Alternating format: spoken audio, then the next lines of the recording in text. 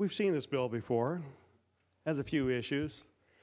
I think the biggest problem is estimating distance, even from a static location, is difficult at best. It's impossible when you're in motion. So if I were to ask the members on my left side of the room how far I'm standing away from the desk, they wouldn't be able to gauge it. Now, maybe if somebody was one or two desks in front of me, they might be able to. It'd be a little easier from you because of your perspective.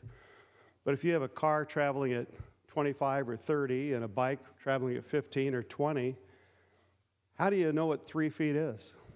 And let's change it up a little bit differently. What if it's a 6-year-old versus a 30-year-old bicyclist? I think we would all recognize that a 30-year-old has a lot more ability in traffic, and the same traffic rules apply, but we don't require a driver's license of a 6-year-old. But I'd want a lot more than 3 feet with a 6-year-old. And yet, there is a presumption in the bill that all bike riders are equal. There's a presumption in the bill that the bike is always right.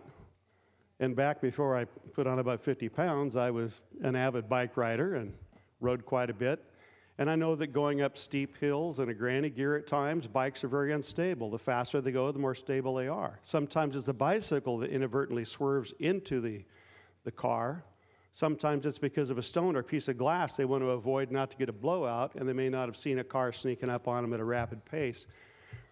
But probably more importantly, it's just impossible to gauge what 3 feet is. And so I don't think it really accomplishes what you want. I think the bill would be much better to focus on training.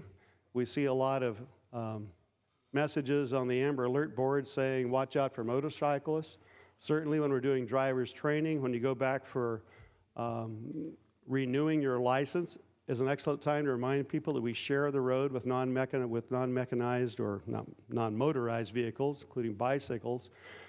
And so giving discretion, as we do now for enforcement, is probably the best way to do it. But to create outlaws of everybody because you can't judge what the distance is nuts. As I've said before in committee, bikes are not put out there with feeler gauges, nor are cars, and this bill is just unworkable. I urge a no vote.